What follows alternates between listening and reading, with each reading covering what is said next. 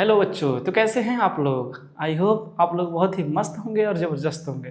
तो दोस्तों, किसी कारणवश जो है वीडियो अपलोड नहीं हो पा रहा था, रिकॉर्डिंग नहीं हो पा रहा था, और इसको जो समस्या था कि लाइट की समस्या थी। तो दोस्तों, आज हम आ गए हैं और जो नेक्स्ट क्वेश्चन था इस वीडियो से हम लोग स्टार्ट करेंगे।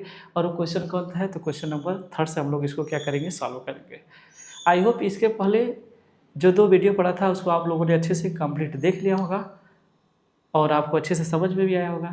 तो आइए वीडियो को आज स्टार्ट करते हैं क्वेश्चन नंबर 3 से।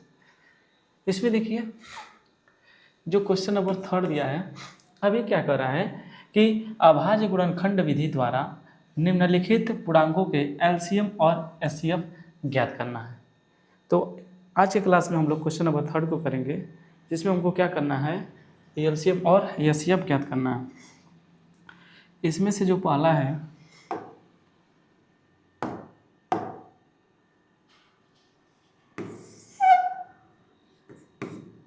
12, 15 और 21, इसका हमको क्या निकालना है, तो इसका हमको एलसीएम और एचसीएफ निकालना है। तो सबसे पहले हम क्या करेंगे, इस 12 को तोड़ेंगे, इसका जो फैक्टर निकालेंगे, इसका जो फैक्टर है वो क्या आएगा। तो हम लोग फैक्टर इस तरीके से निकालेंगे, 2 छक्के 12, 2 3 6 और 3 एकम 3, यानी कि जो 12 का फैक्टर आया वो क्या आया, 2 गुणे 2 गुणे 3, यानी कि हम इसे लिख सकते हैं 2 के पावर 2 गुणे 3। तो क्या हो गया, आपका 12 का फैक्टर हो गया।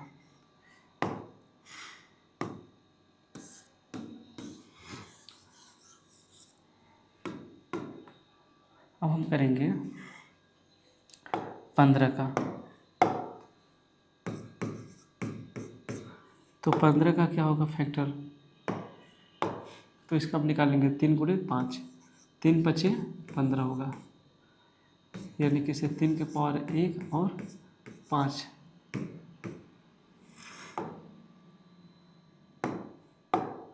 अब हम आगे करते 21 का। तो इसका क्या होगा, तो हम कहेंगे इसका होगा 3 गुणे 7, यानी कि 3 सत्ते 21।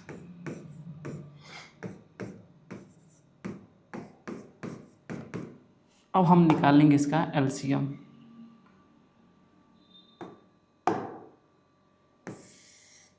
तो जो इसका एलसीएम होगा,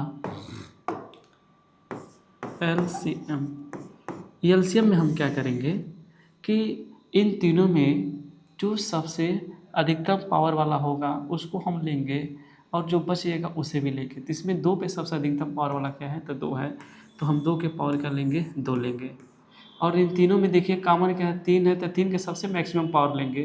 तो 3 की जो सबसे अधिकतम पावर है ये क्या है, हम कहेंगे 1 पावर अधिकतम है, तो हम 3 1 पावर ले लेंगे। यहाँ पे देखेंगे तो 5 के पावर 1 है, और यहाँ पे हम कहेंगे तो 7 के पावर 1 है।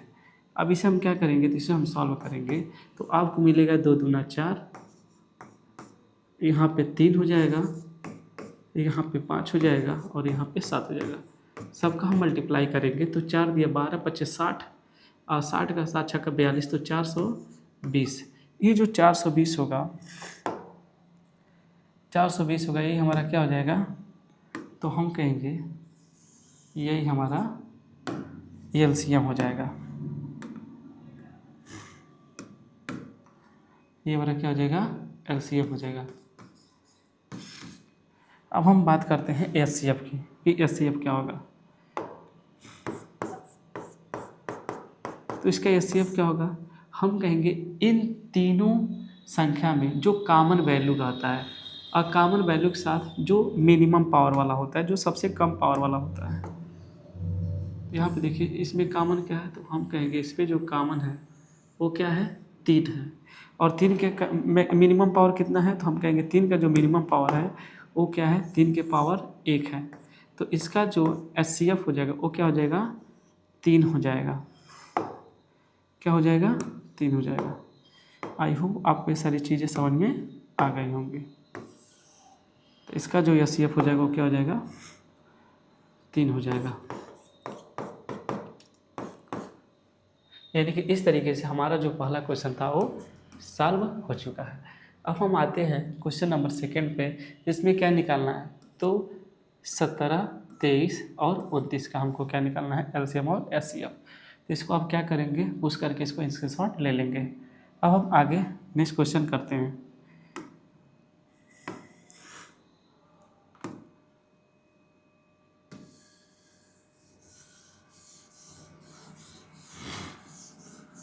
आई होप बच्चों आपको ये चीज़ें बहुत ही अच्छी तरीके से समझ में आ रही होंगी। और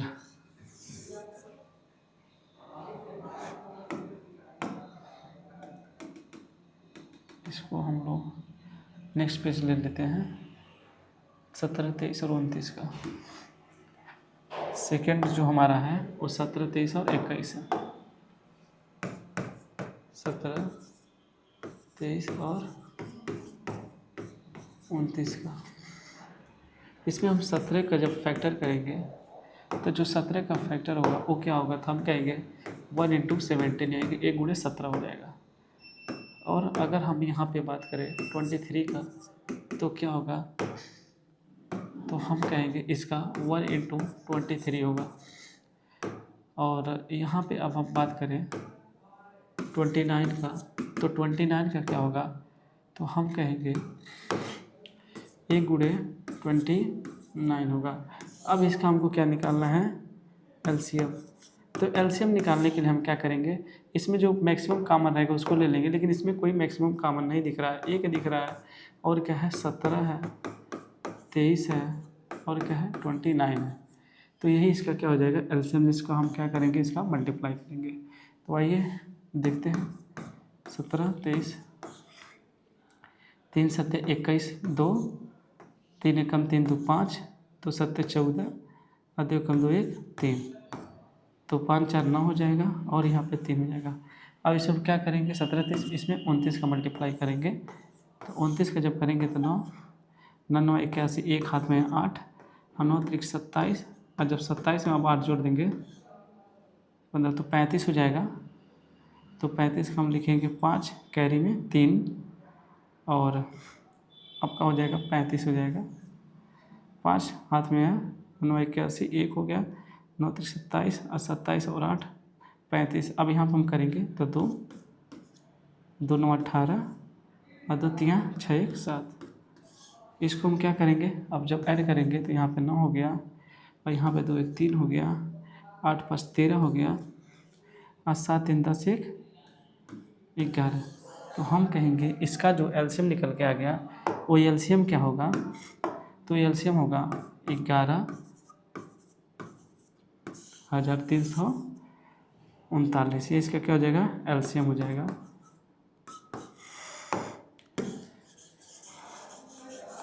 तो आई होप बच्चों आपकी चीज़ें अच्छे से समझ में आ रही होंगी। अब हम नेक्स्ट क्वेश्चन, अच्छा अभी इसमें हमको और क्या निकालना है, तो इसमें हमको HCF निकालना है। तो HCF क्या होगा, जो कॉमन होता है, तो इसमें कॉमन क्या है, तो हम कहेंगे सर कॉमन 1 है, तो इसीलिए इसका जो HCF हो जाएगा वो क्या हो जाएगा, 1 हो जाएगा। तो इसका HCF क्या हो जाएगा, 1 हो जाएगा। ये इनका क्या हो जाएगा, हो जाएगा। अभी हम क्या करेंगे, अब क्वेश्चन नंबर क्या करेंगे, थर्ड को करेंगे। तो क्वेश्चन नंबर थर्ड क्या कहता है, आइए उसको देखते हैं। 8, 9 और 25 का निकालना है। तो हम 8, 9 और 25 का निकालेंगे। 8, 9 और 25 का। तो आइए इसे हम सॉल्व करते हैं। और फैन तो है नहीं, चूँकि आपके लिए वीडियो बनाना है तो उसमें थोड़ा सा भी साउंड ना आए बाहर की, इसलिए फ़ैन भी ऑफ है। अब हम आगे करते हैं। अब इसमें 8 का जब आप निकालेंगे तो 8 का क्या होगा, 2 × 2 × 2, 2 दूनी 4 दूनी 8, यानी कि आप इसे लिख पाएंगे 2 की पावर 3। यहाँ पे 9 का निकालेंगे, 9 का फैक्टर करेंगे तो 3 × 3, इसको करेंगे तो 3 की पावर 2। 5 का करेंगे 25 का, तो क्या होगा 5 × 5, और यहाँ पर हम लिखेंगे 5 की पावर 2। तो अगर यहाँ से हम बात करेंगे इसके एलसीएम की, तो इसका जो एलसीएम होगा, एलसीएम क्या होगा, तो हम कहेंगे क्या होगा, तो 2 के मैक्सिमम पावर क्या है, 3 है, 3 के मैक्सिमम पावर 2 है, और 5 के मैक्सिमम पावर क्या है, 2 है 5 के। तो हम इसे सॉल्व करेंगे और मल्टीप्लाई करेंगे तो क्या आएगा, तो हम कहेंगे इसका 8 हो जाएगा, और यहाँ क्या हो जाएगा 9, और यहाँ क्या हो जाएगा 25। अब इसे आप जब सॉल्व करेंगे तो 8 9 72 होगा, अगुड़े हम क्या करेंगे 25। अब देखिए बच्चों, इसका मल्टीप्लाई आप ऐसे करिए आराम से, 72 का 25 में,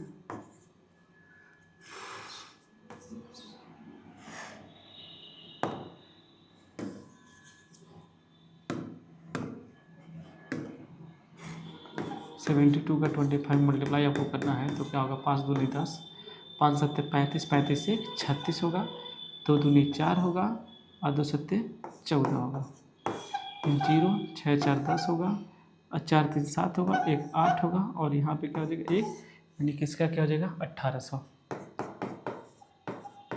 तो इसका जो एलसीएम होगा, एलसीएम वो क्या हो जाएगा, हम कहेंगे 1800। अब हम निकालेंगे इसका एचसीएफ। अब एचसीएफ क्या है, तो हम कहेंगे इसमें कॉमन क्या है, तो इसमें हमें कॉमन कोई भी संख्या नहीं दिख रहा है। तो जो जब कॉमन कोई संख्या नहीं रहता तो क्या होता है, 1 होता है। तो हम कहेंगे 1 कॉमन है, क्योंकि हम सबके साथ 1 से मल्टीप्लाई करेंगे तो कोई इफेक्ट नहीं पड़ेगा। तो 1 से हम मल्टीप्लाई करेंगे तो नंबर सेम आएगा, इसीलिए इसका जो एचसीएफ होगा वो क्या हो जाएगा, 1 हो जाएगा। तो आई होप बच्चों आपकी सारी चीज़ें अच्छे से समझ में आ गई होंगी।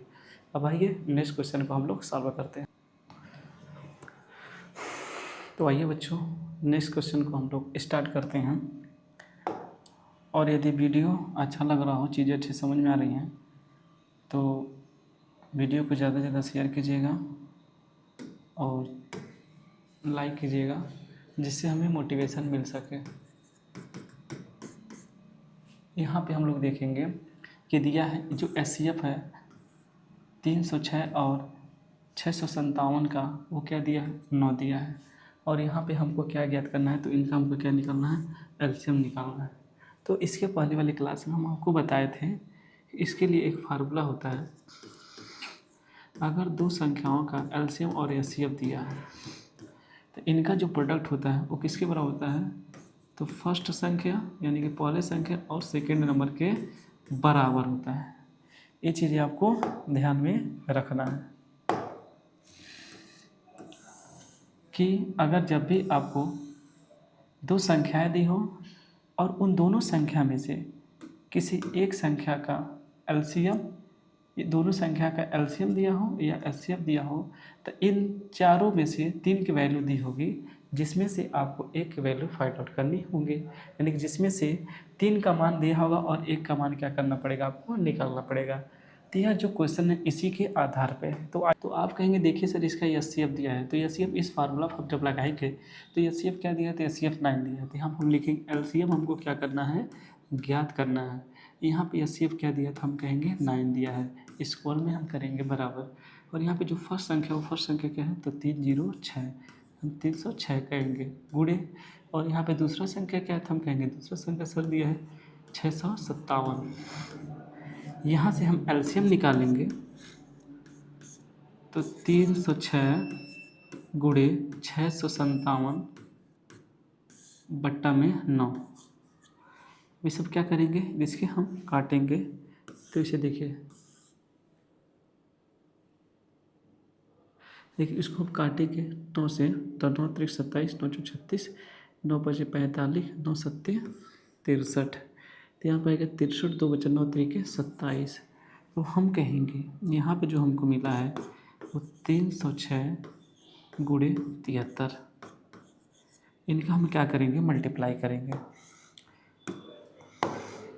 तो हम कहेंगे 306 मल्टीप्लाई करेंगे 73 का, तो यहाँ पे हमको जो प्राप्त होगा वही हमारा क्या होगा, आंसर। तो 3 छक्के 18, यहाँ मल्टीप्लाइंगे तो 1 लिखेंगे, 3 त्रिका 9 होगा।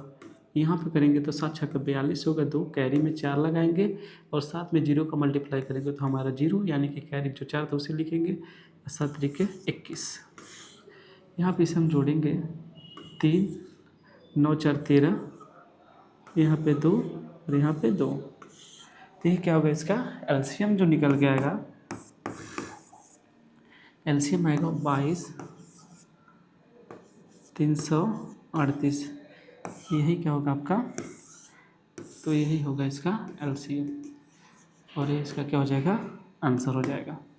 तो आई होप बच्चों आपको ये सारी चीज़ें बहुत ही अच्छे से समझ में आ गई होंगी। अब आइए हम नेक्स्ट क्वेश्चन करते हैं। यहाँ पे जो नेक्स्ट क्वेश्चन दिया है क्वेश्चन नंबर 5, क्वेश्चन नंबर 5 हम लोग सॉल्व करेंगे। देखिए क्वेश्चन नंबर 5 में क्या कर रहा है, तो क्वेश्चन नंबर 5 में यह कह रहा है कि जांच कीजिए कि क्या प्राकृतिक संख्या n के लिए संख्या 6n अंक 0 पर समाप्त हो सकता है। तो इस पर सबसे बड़ी चीज़ आपको यह जानना है कि जो संख्या है, कोई भी प्राकृतिक संख्या होगी, प्राकृतिक संख्या, कोई भी जो प्राकृतिक संख्या होगी, अगर वह 0 पर समाप्त हो रही है तो इसका मतलब वो क्या है, 2 और 5 का क्या है, अभाज्य गुणनखंड है। 2 गुणे 5 का क्या है, अभाज्य गुणनखंड है। क्या है, अभाज्य गुणनखंड के रूप का होगा। अगर इसका फैक्टर यानी कि 6n का फैक्टर अगर 2 और 5 के फैक्टर के रूप में है तो हम कहेंगे वह 0 पर समाप्त होगा, और अगर 2 और 5 के गुणनखंड के रूप में नहीं है तो हम कहेंगे 0 पर समाप्त नहीं होगा।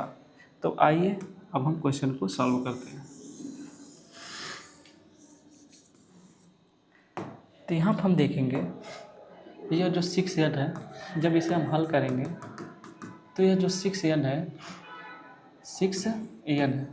अब इसे जब फैक्टर करेंगे तो 2 गुणे 3 यहाँ पे n, यानी कि आप देखेंगे जो 6n का जो फैक्टर है, अभाज्य गुणनखंड है, वो क्या है, 2 गुणे 5 के रूप का नहीं है, जबकि हमको इस रूप का होना चाहिए। तो हम कहेंगे जो 6n है वह 2 गुणे 5 के अभाज्य गुणनखंड के रूप का नहीं है, अतः हम कहेंगे यह जो 6n प्राकृतिक संख्या है यह 0 पर समाप्त नहीं होगा। तो इसी को हमको क्या करना है बाबू, इसी को हमको लिखना है। हम लिखेंगे दिया गया प्राकृतिक संख्या n के लिए संख्या 6n अंक 0 पर समाप्त नहीं हो सकता, क्योंकि अभाज्य गुणनखंड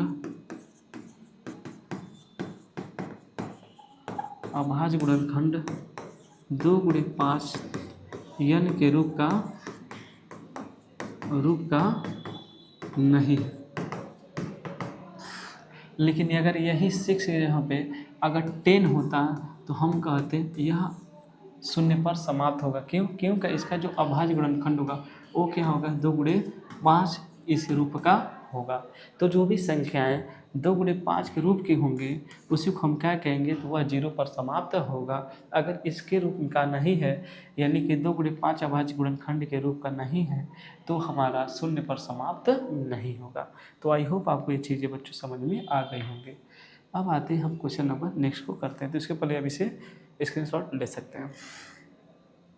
अब आइए हम लोग आगे चलते हैं। बहुत गर्मी है तो हम लोग ज़्यादा बात भी नहीं करेंगे, चीज़ों को हम लोग सोचेंगे जल्दी से जल्दी कंप्लीट हो जाए।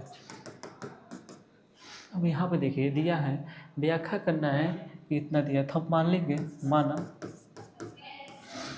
a बराबर 7 गुणे 11 गुणे 13 प्लस 13 है। अब इसे हम क्या करेंगे, अगर इसे आप सॉल्व कीजिए तो आपको क्या मिलेगा, तो हम कहेंगे देखिए 13 सत्ते 91 होगा, 11 प्लस 13। अब इसे सॉल्व जो है माइक लगाना भूल गए थे हम लोग, यहाँ से समझते हैं क्या हुआ है। तो अरे कोई बात नहीं, सुनाई दिया होगा आवाज़, तो इसके लिए सॉरी बच्चों, लेकिन फिर भी आपको समझाते एक बार और यहाँ पे पानी के चक्कर में जो है हम भूल गए हैं। यहाँ पे देखिए क्या हुआ है कि हम यहाँ से क्या किए हैं, 13 क्या कर लिए हैं, कॉमन किए हैं, तो यहाँ पे क्या बचा 7 11 और यहाँ पे प्लस क्या होगा 1 बचा है। यहाँ पे 13 हो गया 51 और इसको साथ में 11 से मल्टीप्लाई किया यानी कि गुणा किए हैं तो 11 सत्ते 77 हो गया प्लस 1 हो गया है। यहाँ पे 13 और गुणे 77 1 78। तो हम कहेंगे यहाँ पे यह क्या है, एक भाज्य संख्या है। क्या है, एक भाज्य संख्या है। और ये भाज्य संख्या है, ऐसे क्यों है, तो हम कहेंगे क्योंकि इसका जो अभाज्य गुणनखंड है वो क्या है, 13 और 78 है, एक के अतिरिक्त है, एक के अतिरिक्त है। तो हम कहेंगे अगर एक के अतिरिक्त अगर उसके फैक्टर हो रहे हैं, अभाज्य फैक्टर गुणनखंड हो रहे हैं, तो हम कहेंगे यह क्या होगा, तो यह एक भाज्य संख्या होगा। अब आइए हम लोग देखते हैं इस जो संख्या दिया है इसको हम क्या करते हैं, इरेज करते हैं। तो इसको अब स्क्रीनशॉट ले लीजिए। अब इसे हम क्या करते हैं, तो हम इसे इरेज करते हैं।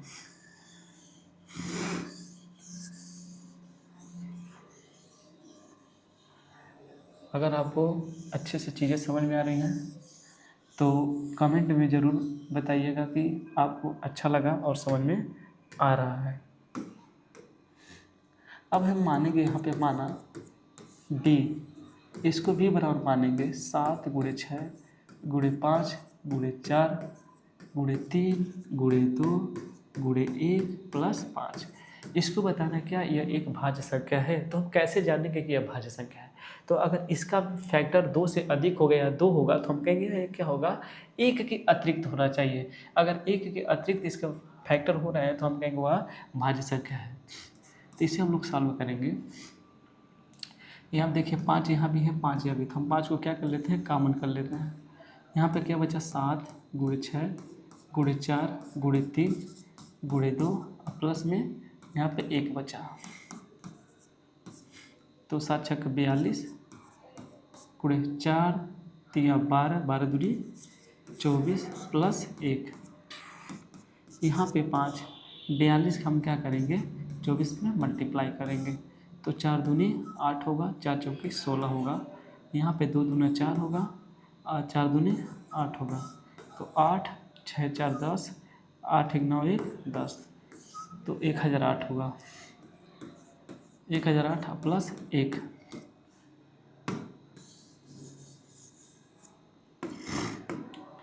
तो अब यहाँ पर हम कहेंगे 5 गुणे, इसमें हम ऐड करेंगे तो 1009 हो जाएगा। तो हम कहेंगे यह क्या होगा, तो यह एक क्या होगा, भाज्य संख्या होगा। ऐसा क्यों होगा, तो हम कहेंगे इसलिए होगा, इसलिए होगा क्योंकि एक के अतिरिक्त इसके 2 और अभाज्य गुणनखंड 5 और 1009 है। तो आई होप ये सारी चीज़ें आपको समझ में आ गई होंगी। तो आइए हम लोग नेक्स्ट क्वेश्चन को सॉल्व करते हैं। इसके पहले आप इसे क्या करिए, स्क्रीनशॉट ले लीजिए। तो आइए अब हम लोग आगे चलते हैं। अब आगे क्या करता है, यह मोस्ट इम्पॉर्टेंट क्वेश्चन है। ये ऐसा क्वेश्चन है जो कंपटीशन के एग्ज़ाम में भी पूछा जाता है। इसे हम क्या करेंगे, तो हल करेंगे। यहाँ पर किया है कि किसी खेल के मैदान के चारों ओर एक वृत्ताकार पथ है और इस मैदान के एक चक्कर लगाने में सोनिया को 18 मिनट लगते हैं। यानी कि कोई वृत्ताकार क्या है, एक मैदान है, यहाँ पे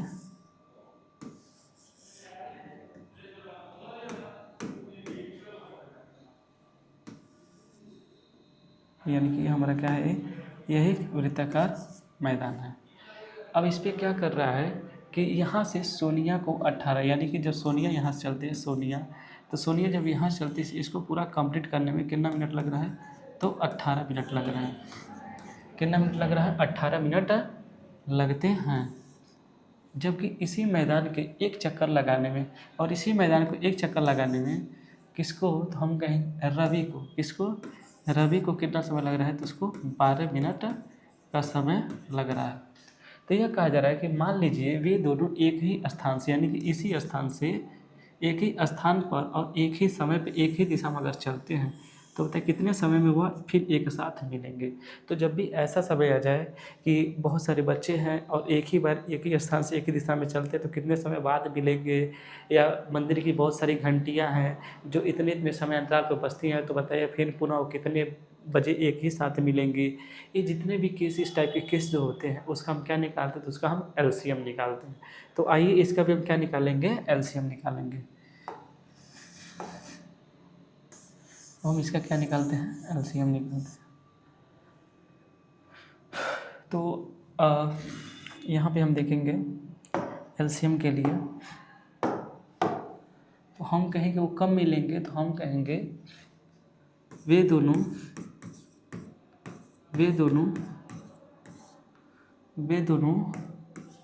18 और 12 के एलसीएम पर मिलेंगे, यानी कि इनके एलसीएम जब निकालेंगे तो उसी समय पे क्या करेंगे, दोनों मिलेंगे। तो अब 18 का जब एलसीएम आप निकालेंगे तो क्या होगा, तो हम कहेंगे 2 3 6 त्रिके 18 और 12 के करेंगे तो क्या होगा, 2 दूना 4 4 3 के 12। अब यहाँ पे जब निकालेंगे तो 2 गुणे 3 कितना 12 है, तो 2 12 है। यहाँ पे 2 कितना 12 है, तो 2 12 है, गुणे 3 पे एक और है। तो हम क्या करते हैं एलसीएम के लिए,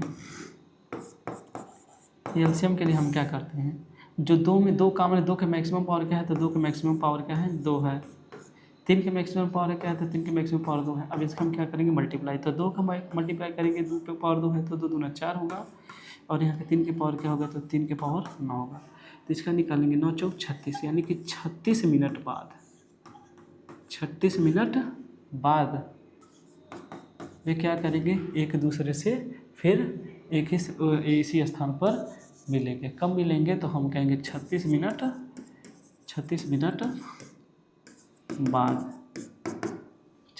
बाद वे दोनों एक ही जगह पर फिर से मिलेंगे। अब देखिए बच्चों, यहाँ पे आपका जो है प्रश्नावली 1.1 क्या होता है, समाप्त होता है, जो कि एनसीईआरटी 2026 का जो न्यू बुक है। अब जो है नेक्स्ट वीडियो में हम लोग प्रश्नावली 1.2 को करेंगे। तो आज के लिए बस इतना ही। जय हिंद, जय भारत।